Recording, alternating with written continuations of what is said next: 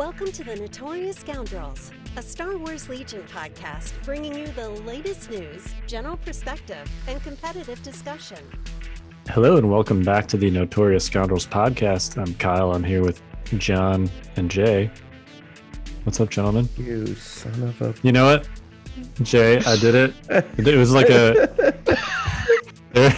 Alphabetically, I come first. It doesn't make any sense this time. No, there's a baseball player, and I don't know if he's still playing or not, but his name is John Jay. Yep.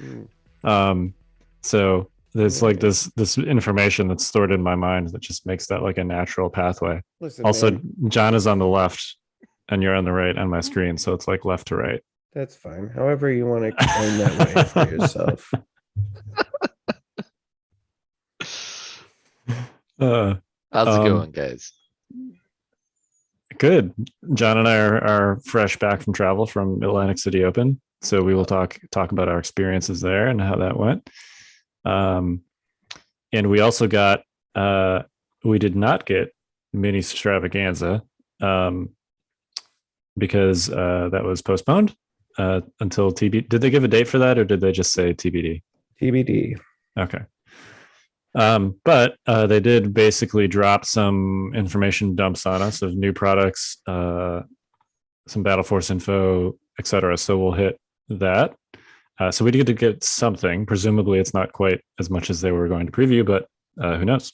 So we got it in image and article form. So we'll talk about that. And that will probably be plenty. You got any housekeeping for us, Jay? Sorry, I was just looking up. Anyways, I think there's a fox. Long story short, we have chickens, and a couple of them went missing over the weekend. And so I had my cameras set up to look at where the chickens are, and I just saw a really big animal out there. And so I'm pretty sure that was the fox. So I got distracted for a second. Oh, no worries. But the chickens are put away. They're safe now. Okay. But anyways, sorry, that was utterly distracting, and I'm sure it's something everyone that is listening cares about. So I actually did get several comments this weekend about them loving hearing about your chickens. So well, perfect. Two go. of them are gone. We're pretty sure Fox got them because they were just gonzo. We let them free range, most of the time, because I live out in the woods, and we've had really good experience with that. But yeah, they just disappeared this weekend. And then we've heard from several neighbors and people around that have chickens that theirs have been disappearing too. So there must be a fox or coyotes or something moved into the neighborhood. That BB gun. Yeah, BB gun.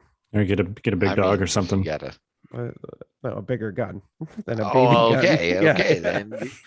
Listen, this is I was being gentle here, but okay. Anyways, housekeeping. Foxes suck. Let's start there. Let's see. Housekeeping. That's a great question, Kyle.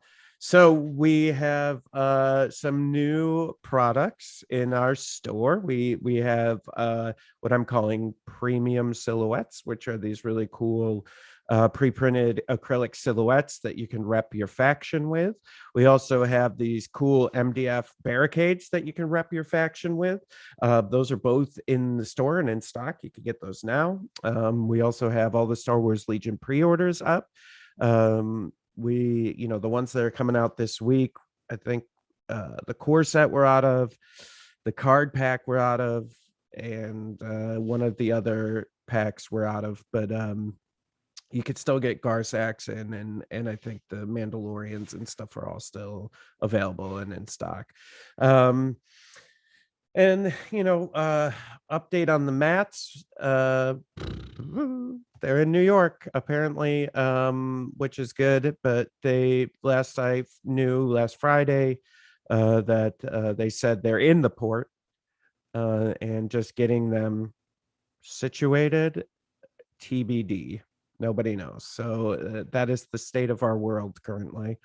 So as soon as those come in, I'll ship them out. And I know everybody's been chomping at the bit, and I'm sorry that this took so much longer. I should have probably anticipated the shipping disaster to be worse than I thought it was going to be. Because I even padded when I said May, that was even padding it then.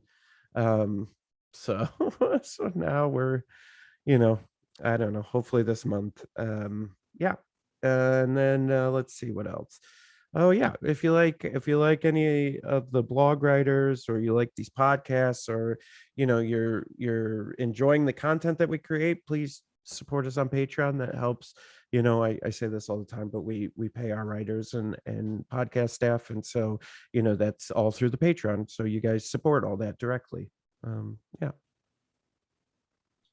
I think that's Thoughts? enough, right? Yeah. Oh, Stormtide. I guess I could give a brief update on Stormtide.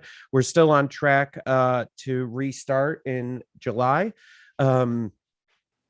We are we're going to be on box 10 or season 2 box 4, and that's coming out. I'm really excited about that. And then also Some juicy stuff in the pipeline. yeah, for Very sure. juicy. There I just put out a social media post as well. I just finished my testing for store kits. And so I'm going to be finalizing and tying a bow on that, and we'll be releasing those in July too. So you can encourage your stores to buy Stormtide narrative kits for the stores, which will be fun. So yeah, that's it. I promise. All right. Well, No, wait, one more thing. No, I'm kidding. all right. How about we open with ACO? Okay. All right. John, tell us about what you brought to ACO and your experience. Well, I brought a nice chicken and rice or whatever.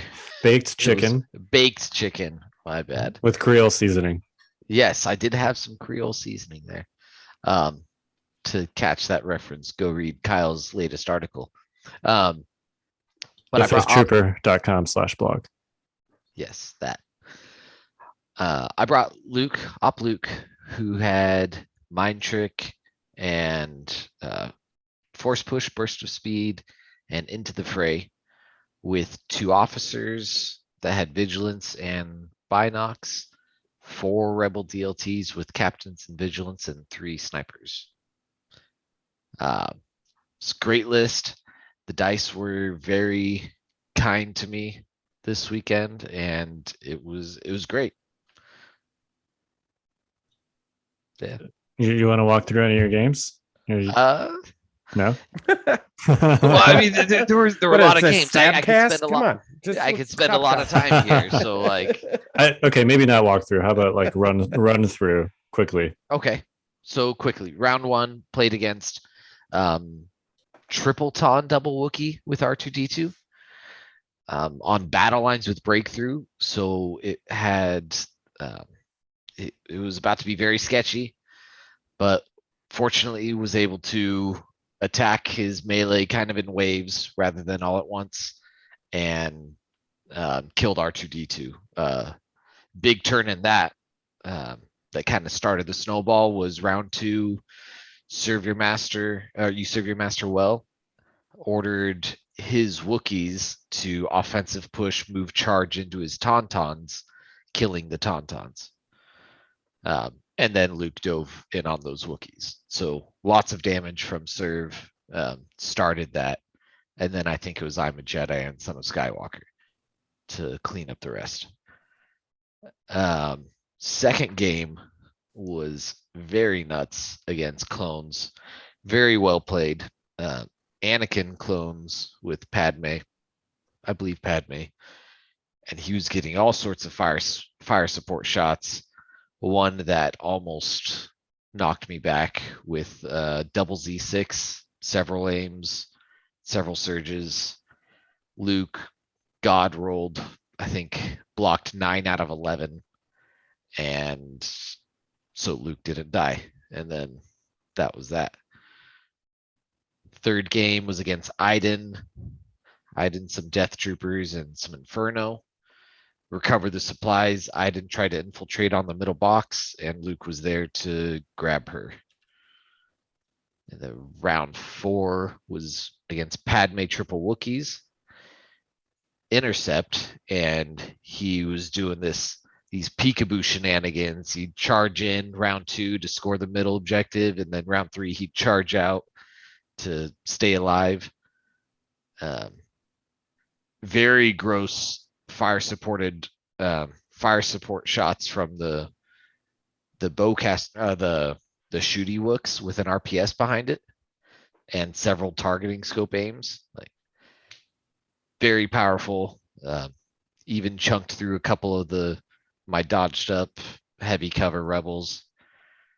But in the end, round 3, my whole army was able to move up. Luke went over to answer the Wookiees, and that was game. The final game I played was against the same opponent Kyle had, and it was very arduous.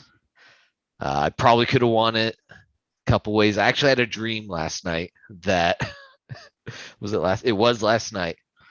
I had a dream because I've been getting back into X-Wing too. I had a dream that there was an errata that we had forgotten about in Legion, where when you're doing the tiebreaker for points destroyed, that you get half value for units that are half dead. I was like, yeah, that makes sense. That's how it should be. It's perfect. It's great. And I was like, I should have won because we totally forgot about that. He had like 4 units half dead. That's not the case. Not yet. I will be making my case for that to AMG shortly. But very great player. He won his Maul, my Maul and Luke, and his Maul, my Luke, did a little dance between the middle box and my home boxes. And long story short, he ended up diving for doing a double move saber throw on my units that had the home boxes. Luke had to go for the middle box, and I ended up with 2 boxes. He had 2 boxes, and it went to points destroyed, which I had none. So he won. 3rd place, though. Yeah. Got a cool little Boba Fett trophy. Very nice. Yeah. Um, Did we say that? I'm sorry if I missed it, but did we say who made the top 8? Did we say who from the 5th Trooper made the top 8? yeah, we can get to the top 8. Do you want to do the top 8, and then I don't care. I don't care about anyone else except for our guys. I just yeah, John made the top 8 as he just said. I did also. I got bounced in the first round by Liam, who is the same one that you just talked about, which I'll get to. And then Evan Bullerus also made top 8 with Rex. With a completely Rex. different list, everyone. Completely different list. From Yeah. Evan's a madman, way braver than he's me. He's a mad scientist. Yeah. I want to talk about his list because this was almost like a personal challenge on the staff. We were we were going over. We do Legion stats also, which you can find on the website under the tools menu. But one of those stats that you can look at is basically win rate by unit. And the single lowest unit on that chart was Captain Rex. And it was like 30%, I think. It was really bad. So both Evans, Evan Paul and Evan Bulrus were like, I take that as a personal challenge that we need to increase the win rate of Rex. So Evan Bulrus brought Rex to Atlantic City, and I think he did increase. He went 3-1, so 75%. Yeah, that's bumping it. I don't remember what the sample size on that 30% win rate was, but it's an increase. It'll at least be up to like 31 now. Yeah, right. Maybe, I don't know. Anyway, props to Evan. It's a pure clone list. He's got 1 unit of Wookiees in here for basically linebacking purposes, but otherwise it's clones and barks. He's got it up to 10 activations. I'm sure he'll talk about it on his podcast. So I won't go into it too much, but it's funny. We did some ACO practice. This was not the list he practiced with. Really? Yep. We did. He was doing the was it the ISP thing? Yeah.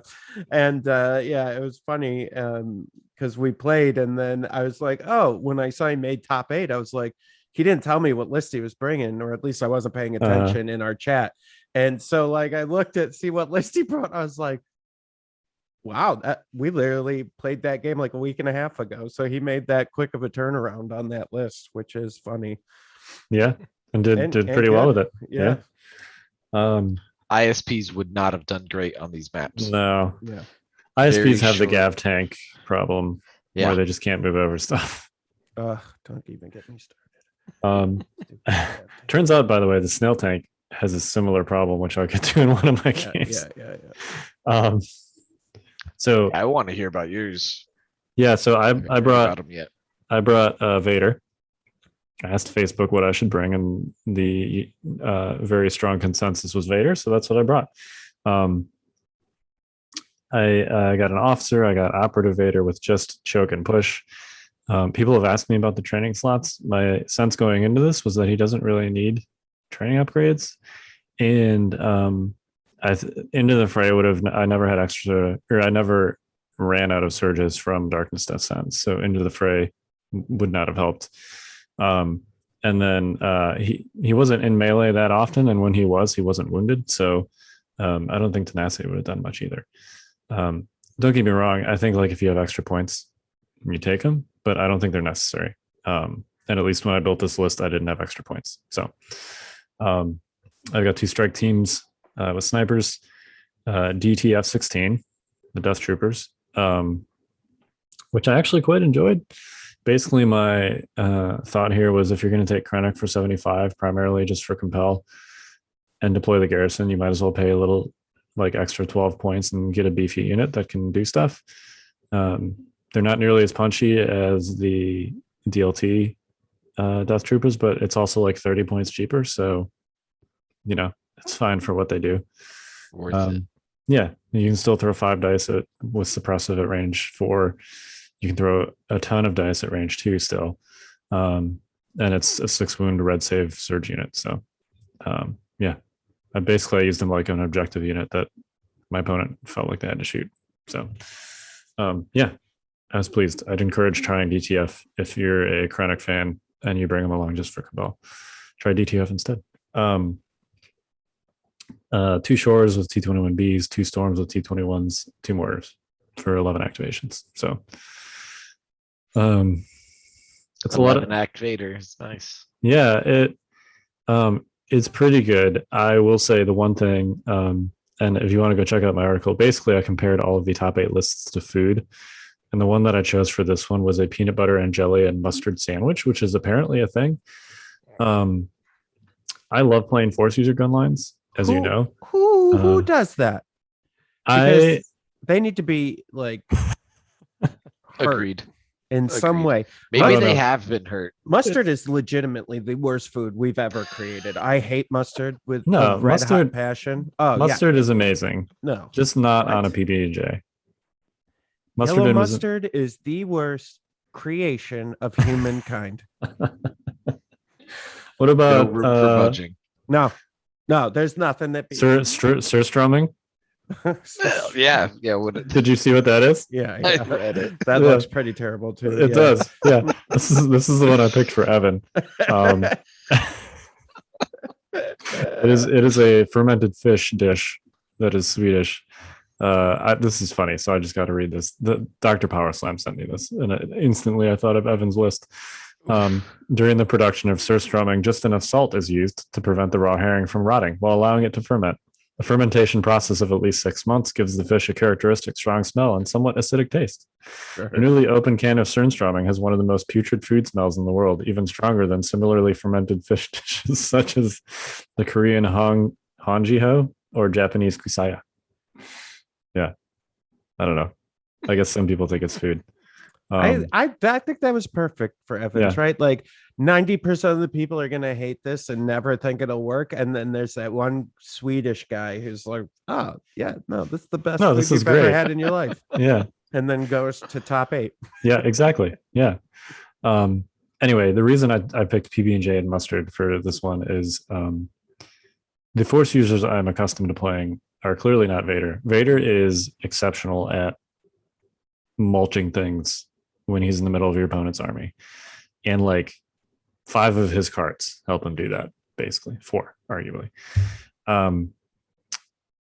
And he needs to get in there to do that. And it's much more difficult for him to like get in early when you're running a gun line instead of something like a threat saturation list like Vader does. I think the gun line was fine, but I found myself for the first like 4 turns of the game basically not knowing what to do with Vader. There were 2 games where it turned into like a scrum very quickly.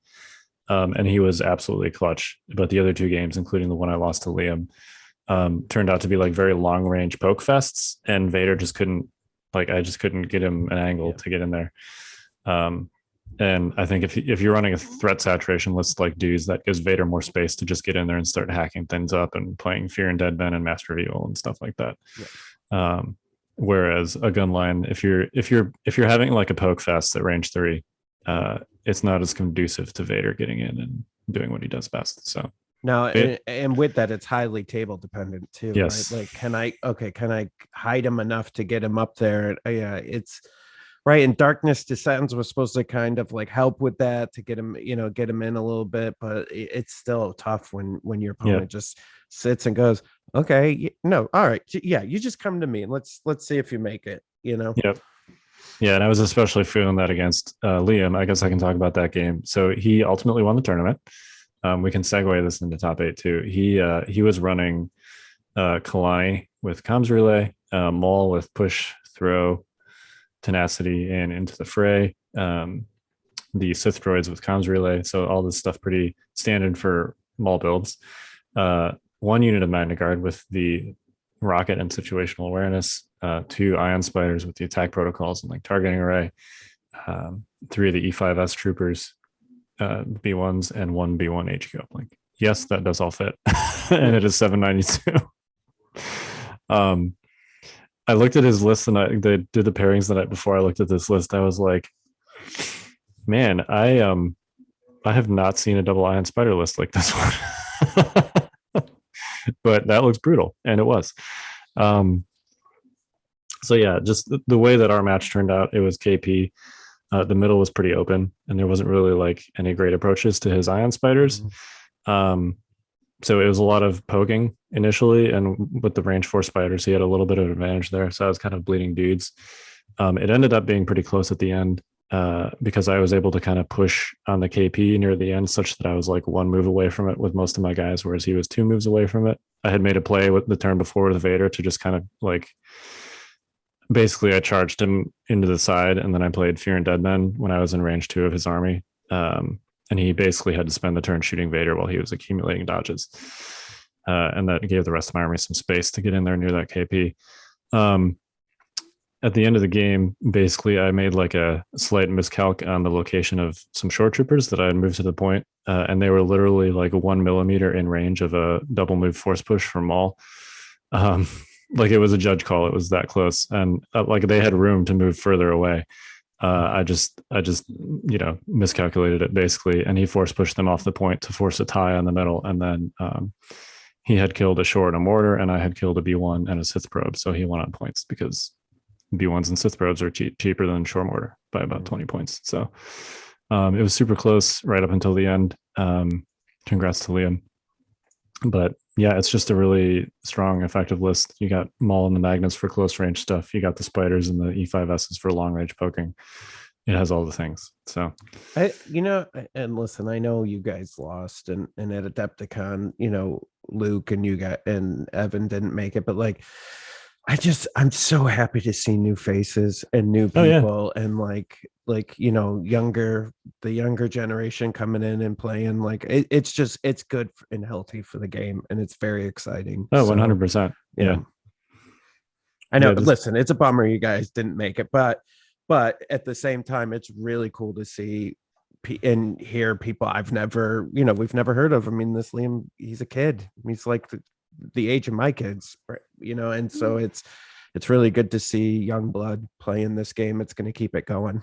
Well, and it was very clear to me that he put a lot of work in, improving at this game. So he was a very good player. It was not a fluke that he won. So That's good.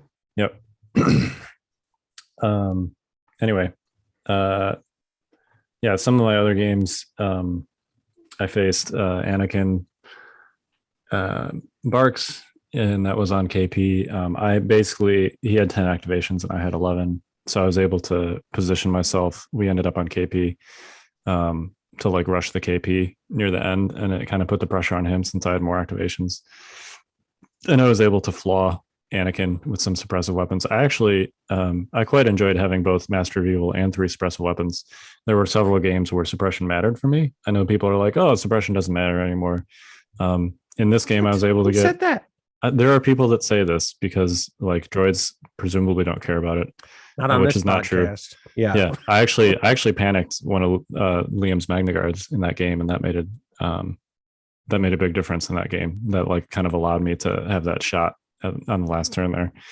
And I also separately, also against droids, I panicked a B2 unit off the table in a different game. Nice. So suppression matters, and when you have suppressive weapons, like it can really add up pretty quickly. Anyway, so I was able to flaw Anakin, and then basically I killed him on the final turn, and then Vader just kind of went in there and like did this on the point to, you know, to all the various clone units that were trying to claim it. And then my second game was against that droid player. He was running Magna's Ion Spiders and a snail tank with B2s in it. Vader managed to get into the side of the snail tank because of it had to go around like an awkward part of the table, and I basically positioned Vader over there, and then he got into the side of the snail tank. Before killing the snail tank, panicked the B2 units, the B2s out of it, and they panicked off the table. And then he basically hacked it up with his lightsaber. And that was pretty much that game. And then my third game was against Nick Gardner, who it seems is a tradition that I must play him at every tournament that we're both at. I bet He you loves any it. amount of money that Evan is thankful. So for those of you that don't know, Nick's from our group up here, and no matter where we travel in the past, Evan and Nick always end up playing like round 1 or round 2. And so like we literally have gone across the country. Yep. Evan and Nick play round 1 or round 2. And so, yeah, so it's about time that got pushed off to somebody else, because I think Evan would have had a mental breakdown if he had to play Nick one more time. Well, it's funny because I played Nick in the very first tournament I ever played in, which was Nova Open 2018. Mhm. And then I played him again in Nova Open 2019. I played him, I think, at both times I've been to ACO. It's just like every tournament we're in, we end up playing each other somehow. Anyway, he was running Jedi Luke with Rebel Trooper captains and a bus, an R2. And we ended up on hostage, which I think his list was potentially better. I mean, Vader's great at hostage, but he's got the bus and he's got R2 and he has Jedi Luke. So anyway, it turned into a scrum over the middle pretty quickly. I gave my hostage to a mortar, and I was able to get it far enough away that he basically had to chase it with Luke, and then him having to chase it with Luke kind of gave me the tempo advantage in the Luke Vader force pushing duel. He managed to kill the mortar, but when he did that, Luke was kind of left out there, and I force pushed him into a bunch of standbys a couple turns in a row. And Vader took some hacks at him. So that turned into it was a fun lightsaber duel between father and son, but Vader won that one. Let's I know we've been pushing off force user tactics and stuff. Yeah. Here's one. If you have a mortar or an MK and you're facing a force user on hostage, let them take the hostage, because then they can't do any of those force push shenanigans with your guys. Yep. I mean, they can still force push him, but they can't move him quite as far because they can't do their cohesion. Yeah. Yep. It's also like you can't just choke one model and make them drop it. Right. If you're dealing with the force choke. So yeah, they're like a little bit less durable than a normal unit. But I still like to make mortars and MK2s hostage units for those reasons you described. They also move a little bit farther when you're moving at speed 1. So It's like an extra half inch or something. yeah, It's but it worth can make a difference. Yeah. Oh, I'm agreeing. Yeah. Definitely agreeing. Anyway, so that's how that went. And then of course my fourth game was the first cut game against Liam, which I already talked about. So yeah, that was me. Should we hit? It was super fun. got to hang out with and see lots of people that I haven't seen in a while. So, Amazing tables. oh yeah, the tables were great. So good. Nick Bardnar is the man. Yeah. When it comes to tables, we were out to dinner, and I'm like, Nick, how many tables do you have? And he didn't even pause. He just like knew this number off the top of his head. He's like 26. I'm like, you have 26 tables, Yeah. and they're all like this quality. Yeah. I mean, they look amazing. They play amazing. Yeah. No, he's doing a great job. And if you missed know what it, else to say. he was on the Evan and Grammar Police. The other Nick talked to him on the Fifth Trooper podcast last week. That's Okay. up, so you guys can go listen to that. Okay. Before we get into the new stuff, I want to say something. It's kind of a proud moment for myself. I have an entire faction completely painted. I just finished the last units, and you guys won't even be able to guess which faction you think. Which faction do you think it is that I have the entire thing painted? Droids. Rebel. It's Droids. Yeah, Kyle got it. Yep. I had Magna Guard left, and I just painted 2 units of that today. So I think there's a couple, like I don't have 3 spiders, or and I only like I'm cheating a little. I'm doing like 2 of certain ones, and like 1 tank, 1 snail tank. But Yeah. I literally have at least 1 unit of every single thing painted, which is pretty great. And That's really impressive. I was pretty excited about that. So my next one is going to be the new stuff that comes out this week. So I'm just going to start with that, and I'm going to try to plow through it and finish all the Shadow Collective and all that stuff that comes out, just so I don't have to think about that in the future. And then Rebels will be my next one. There you go. I was glad to play Empire for this tournament, because they were the ones that were like my largest pile of shame. So I managed to get them mostly painted. There's still a couple of random things like, but I have all 4 factions painted now. So to the point where I can bring them to an event. Yeah, I don't have any clones painted. I have them together. They're not painted, but clones are the toughest. Yeah.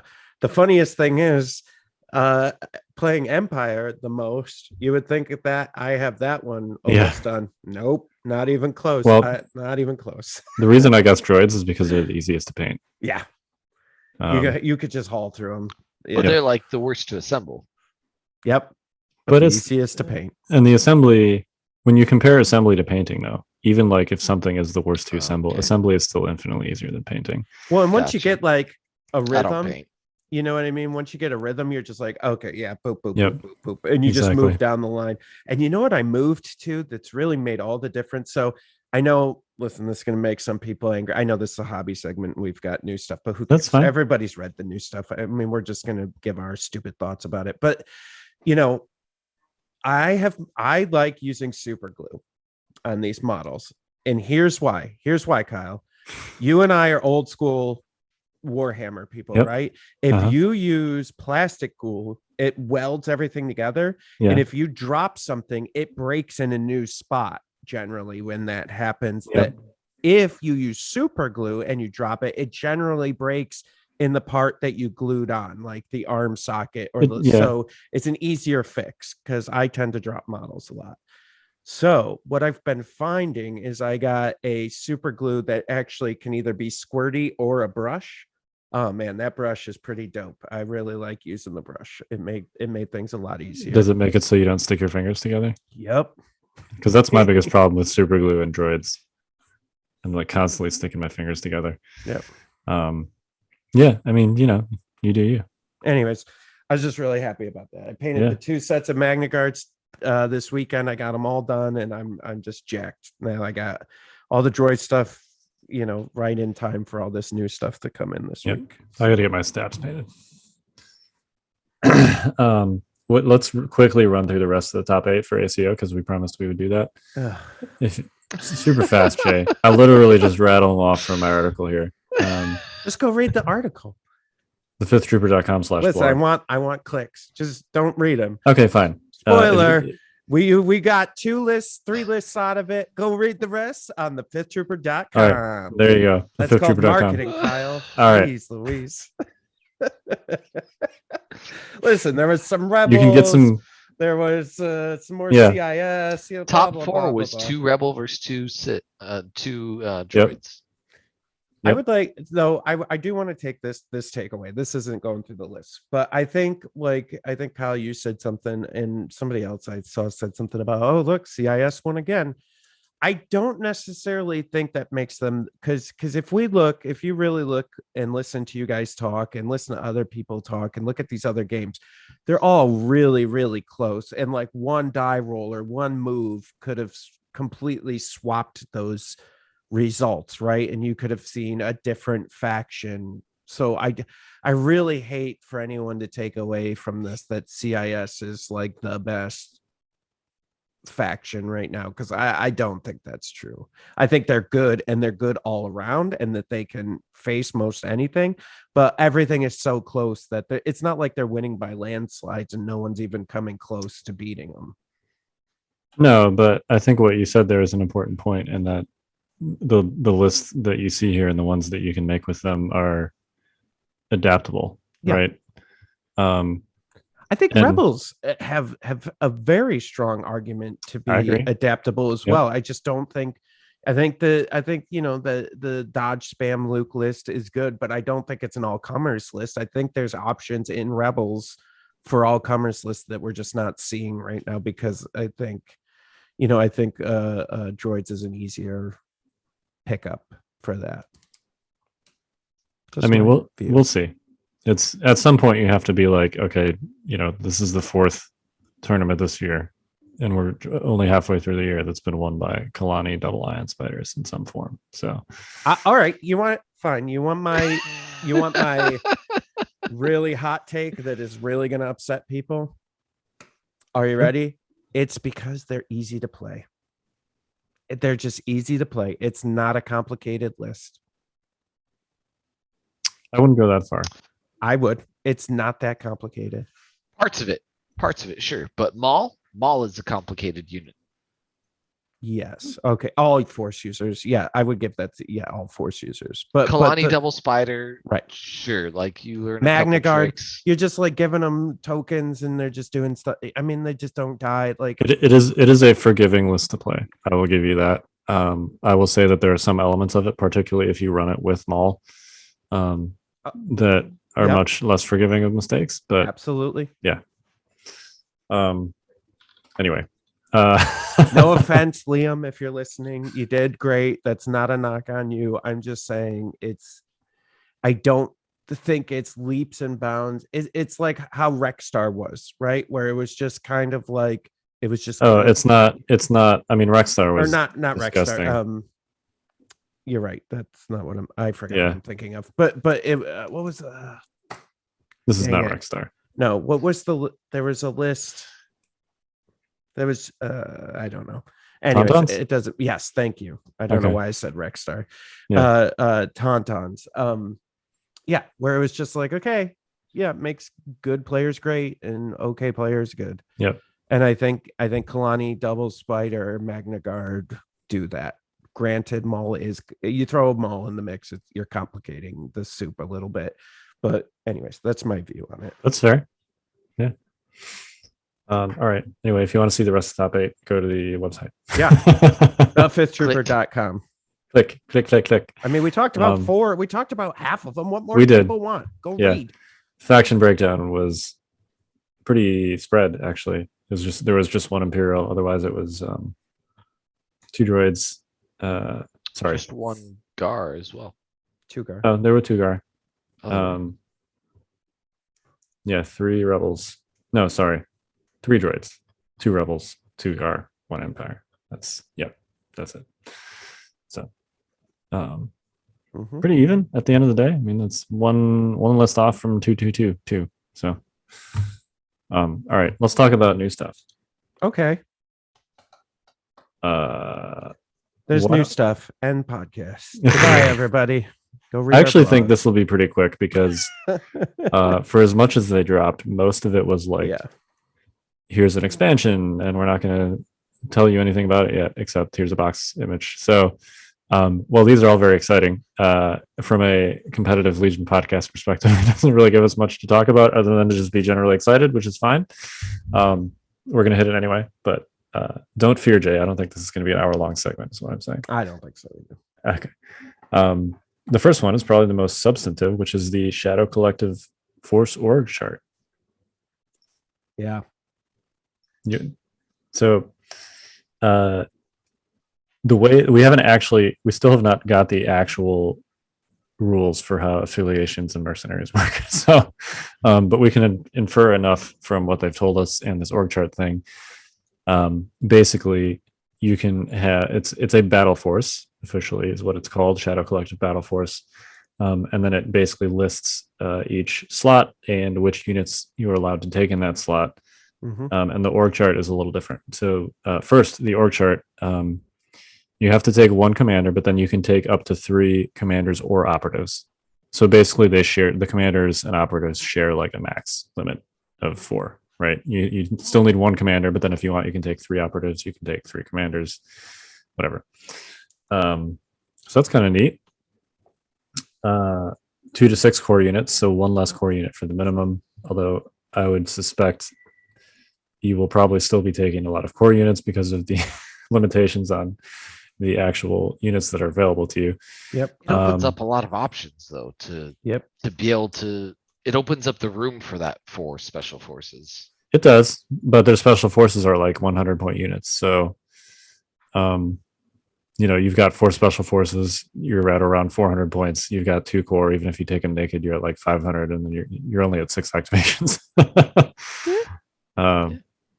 I guess we'll see. I don't know.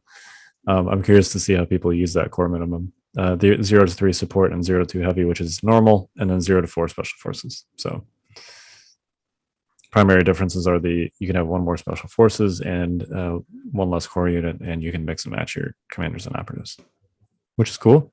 It's neat. I dig. Yeah. Yep. It's interesting.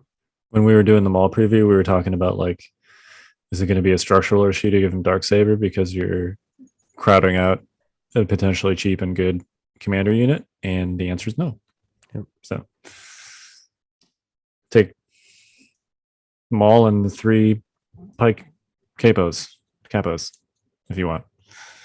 So yeah, the units here available are basically the ones from the Shadow Collective release. Commanders, the Vigo, the Capo, and Gar Saxon. Operative is Maul, Bosk, and Cad Bane. Notably not Boba Fett, which I guess makes sense. He was like 10 years old during the time period that this battle force covers. Sort of sad, because that means you can't run triple bounty, which I definitely wanted to do. Special forces is just the Mandalorians. Super Commandos. Core is the Black Sun and Pike foot soldiers. Support is Swoop bike riders. We don't know what those do yet, but they are definitely bikes. And then heavy is the AA5 speeder truck. So Much excite. yeah. I don't know. It's interesting. I don't understand. I don't understand why they're not a faction when essentially this is like a faction. I don't understand the new, unless we're moving to like battle forces instead of factions as like the new how we build things, but it's just seems strange not to just call it a faction. Well, so it allowed for them to do a new org chart, right?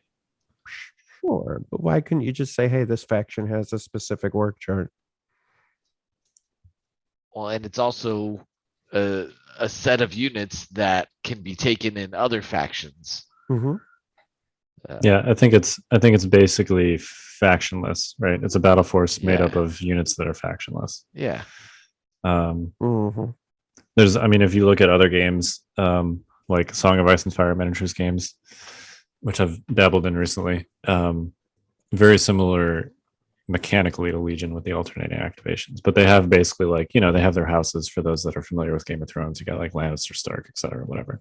But then they have like a whole pool of units that they call neutral units that you can take in some capacity in any of the other houses, basically like mercenaries and stuff like that. Sure. But you can also run them just as like their own force. Mhm. So I think this is like technically it's not a faction, but the fact that it's made up of entirely factionless units kind of makes it that by default. But I get why they did it like this structurally. I don't know. I guess It could be like a licensing thing too. Who knows? Yep, maybe. Anyway, Maybe. I am excited for those swoop bikes to be Rebel compatible. yeah, let's talk about the swoops and the assassin droids, and then we can Yeah. hit the battle forces. Does that sound good? Let's do it. All right. Tell us about the swoops, John, since you're so excited about that. Yeah, John, you swoop. Well, there looks like it's probably a pair of bikes, and with what looks to be a larger base than the Staps and speeder bikes. So we're talking ATRT or Dubak size. Potentially very fast. Yeah. Even a speed 2 on them would be decent. Speed 3 would be amazing. The swoops are Rebel and Republic compatible. So Republic will now have 2 different speeder bikes, if you count the park, and Rebel will have their first. And Republic also has the Fluttercraft, which is not a bike, but is nonetheless a speeder. So that means they will have 3 support units with the speeder keyword, They will. which is kind of crazy.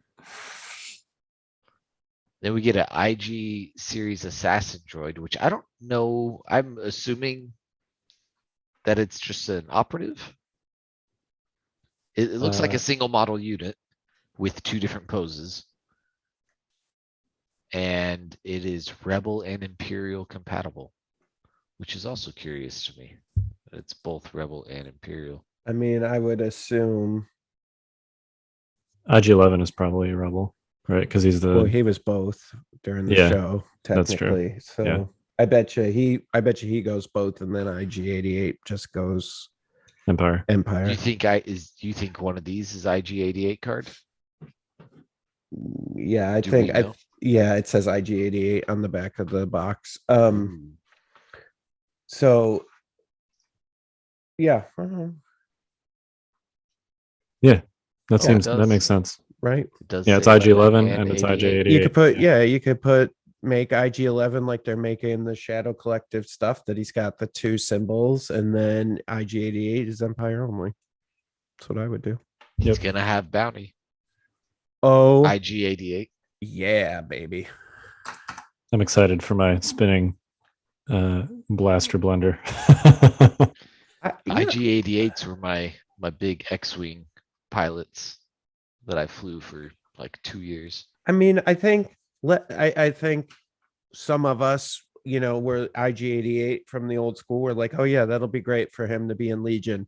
And then it wasn't until Mandalorian came out with IG-11 we're like, oh god, they have to put this in the Legion, Yep. right? When he was like spinning around. Yeah. And then so I'm so glad that they got around to that. That's really great.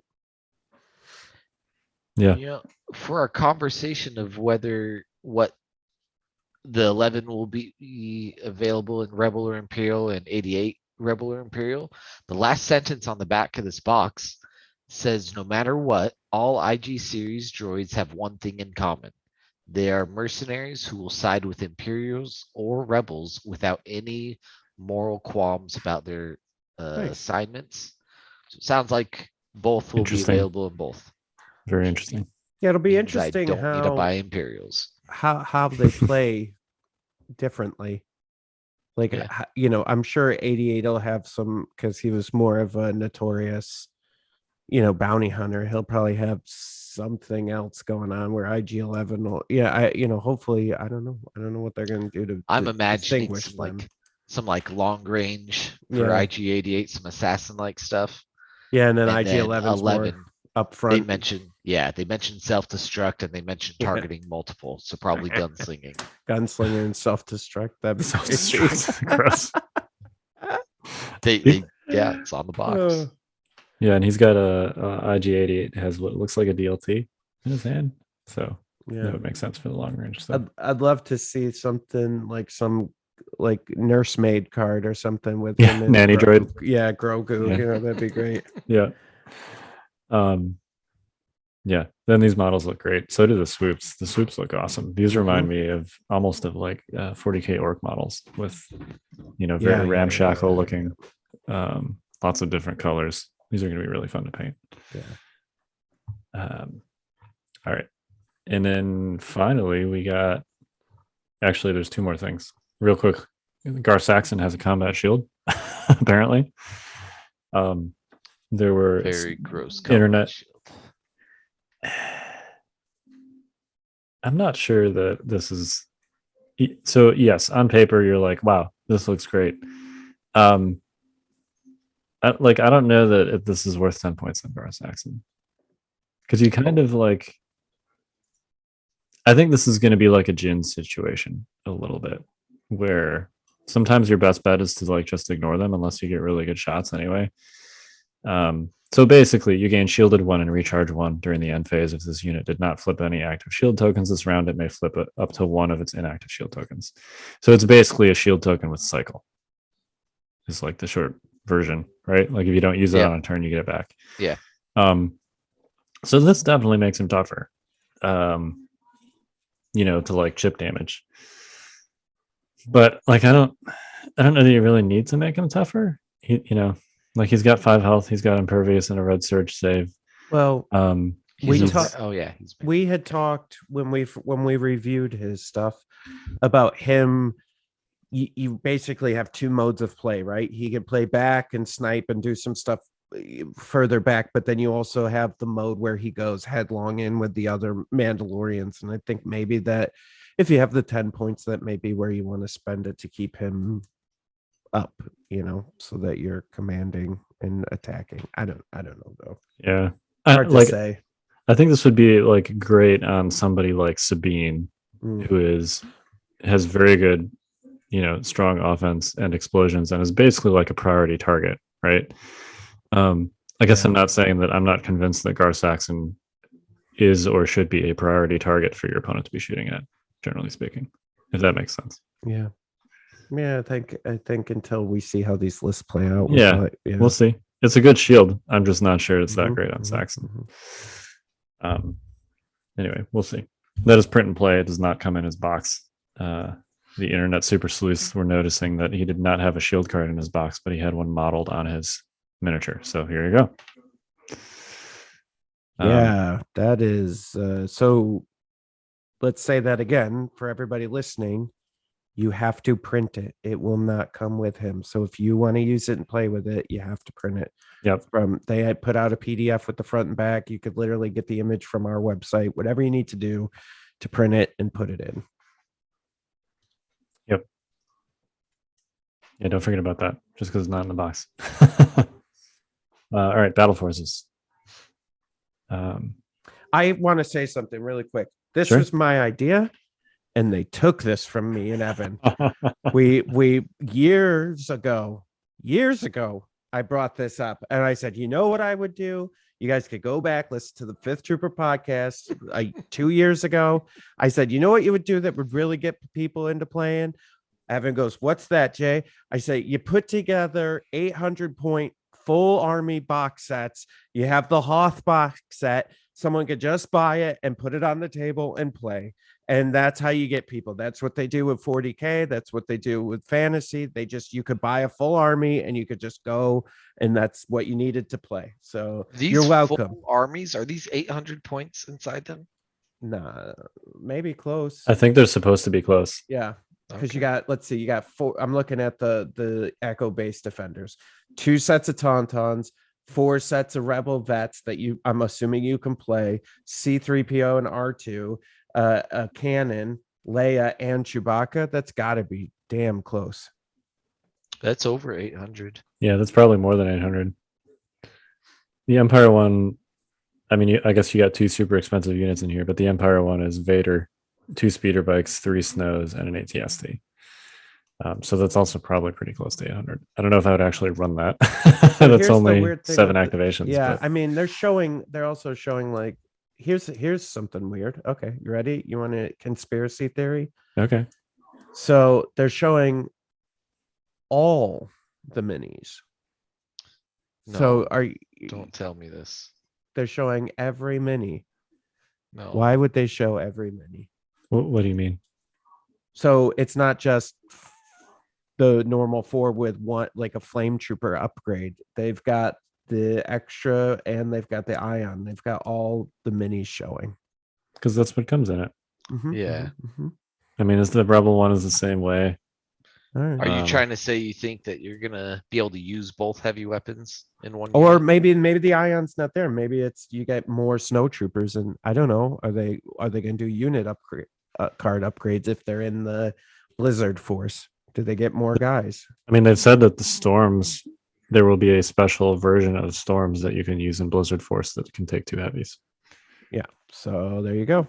which they did apparently to make up for the lack of heavy options on snows. Boom. Also, real miss here with this one. Speeders over E-webs? What? Come on, this is I don't know. Blizzard Force. It should Yeah. be E-webs. What are they doing? I don't know. Were there They have an E-webs? they have 2 There were E-webs on the 100%. It's on the box art. Doesn't seem like a very practical thing to bring to an assault force. Gonna plod along and Dude, it's not about practicality. It's about You're none of right. this is practical. This is you're about right. playing a game on Hoth. That's what this is about. You need machine guns when you're attacking, John, to suppress Right. the dudes that you're attacking. This would have been a perfect opportunity for them to do an upgraded E-web like the one we see in Mandalorian that everybody was so scared of, and bring that one. There you go. That Moff Gideon talked about for like 5 minutes. Yeah. Yeah. Yeah. So we've got Hoth, we've got the other Hoth, which is officially called Blizzard Force. We've got Separatist Invasion, which has Grievous, some battle droids, Magna Guard, Droidicas, and an AAT. And it looks like, in fact, the art is not from Naboo. This looks like maybe Geonosis, right? On the box art. Yeah. Anyway, it's called Separatist Invasion, Potentially. and Grievous was not on Naboo. So I think this was previously advertised as like a Naboo invasion force, but they also didn't have Magna Guards on Naboo. So it seems to just be more like a generic droid attack force kind of thing, Yeah. which is fine. And then we got 501st, Anakin's boys. Rex is not in this box, oddly, but you do have Anakin, 3 arcs, 2 phase, 2 clones, and 1 ATRT. That seems weird. That's an odd mix. Yeah. Yeah. This would have been like great 2 years ago when people were snapping up all the arcs and phase 2s because you were running 3 arcs and 5 phase 2s in every clone list. But clearly that's not a thing anymore. I'll be curious. Those to see how Republic this one turns out. ATRTs need jump. They need, I mean, the Rebel You've seen them in ATRTs aren't Clone good Wars? either. Yeah. Clone Wars, they're like running and like leaping. Yeah. They're like chickens. They're like, not chickens. Like ostriches. Ostriches. Yes. That's what I was looking for. Yeah. I don't know. I'd love to see what this org chart looks like and what these command cards look like because, So yeah, I let's mean, see. right now I'm skeptical that it's going to be good. So as far as listen, this is take it for what it is, but Asmodee has all those and the swoop bikes listed as a summer release. I would guess probably late August, early September if they're gonna do it. Yeah, I think the swoops actually have a date of 8/19. Mm-hmm. Yeah, which So- could potentially be before Nova Open. Yep, 8/19. Yeah. Oh, so did the Blizzard Force. Yeah, it's all they just updated that. Those weren't on there before, but yeah, cool. There you go. Yeah, I don't know. I just think maybe it's a graphic design decision, but like I was noticing the droids only have 6. Why show all the snow troopers but only 6 droids? Like that seems like an interesting choice. I'm just Yeah, we'll see. a little speculation. I'm Yeah, going okay, full Krabick. okay. That's now. fine. All right. But yeah, if you get, I'm going to do a little plug here for one of our tools. If you guys want to play with this stuff, you can on our Legion HQ tool. I'm very excited. We actually have 2 new cool pieces of tech on there. You can now calculate kill points So if you're at a tournament and you're trying to do your math for your kill points at the end, Legion HQ will do that for you. There's a little button at the bottom called calculate kill points that'll help you through that. Then the second cool new thing is we actually added a dice roller on there as well. So if you hit the menu button to the left and you go to roller, you can do like estimate your attack dice and see what the average rolls will be. Dope. Very cool. So just some cool, we try really hard. All our dev guys are amazing for all our tools, and they're always making updates and changing, and we're always recommending new stuff to them. And so we're trying to keep this stuff as up to date as we can. And I would ask, especially with Legion HQ, with all these changes, be patient with us. We'll get our tool, because I got a feeling when they drop the new RRG, whenever that is, I think this week sometime or next week, like there's going to be a lot of changes. So, between Legion HQ and Legion Quick Guide, give us some time. We'll get there. Don't worry. We'll make sure it's right. But, it's not just as straightforward as like adding a couple things. Sometimes based on how they do things, we got to rewrite code. So, A lot. Yeah. So be patient with us. I promise we'll get that stuff going, and have fun, playing this new stuff. It's really exciting. Very exciting. And if you want some of those battleforce boxes, you can go to the fifthtrooper.com. Boom. Coupon code SW Legion. Yeah, for all your Legion needs, you can get 10% off now, and we run deals all the time. So like I'll probably have 4th of July is coming up. I'll probably do a big 4th of July sale on all our Legion stuff. So awesome. Yeah. Any final thoughts, gentlemen? Don't think so. I think we hit it all. And more. Yes. I more. suspect maybe by the next podcast, fingers crossed, we'll be talking about an RRG update. That would be nice. Oh, don't get your hopes up. They've told us to expect it on the 14th, which, as we record this podcast, is tomorrow. It's on the boat. Yeah. Dude, it's with our mats. Oh god. Yeah, there you go. I'd imagine they will have to release it before Shadow Collective, because otherwise we won't know how to play them. Yep. So, Cool. if nothing else, we should get some new keywords and stuff. So very exciting. Cool. I'm looking forward to painting all of my Shadow Collective stuff.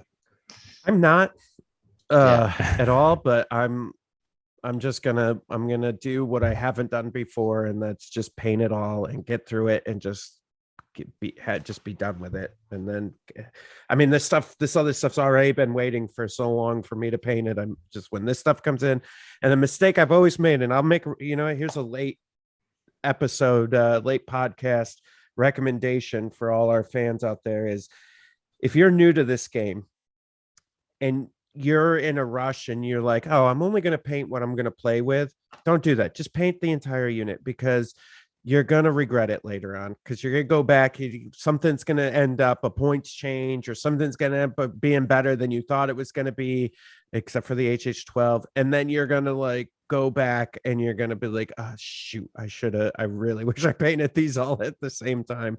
So just always paint the entire box. Use different paints. Right. You won't the remember wrong how way. you did it. You lost half the paint you Yeah. had, or it dried up, or so, it's never good. So I'm taking my own advice. That's what I did with all these droids. I just painted everything I had in the box. And so I don't even have to think about it. It took me a few more minutes to make it happen. And that's it. So Yep. That happened to me with my T21 Storms. When they first came out, I thought that thing was grossly overcosted. And I'm like, it'd be cool to just make an entire unit of sand troopers. So I'm going to take all these T21 Storm models and just put generic arms on them and call it a day.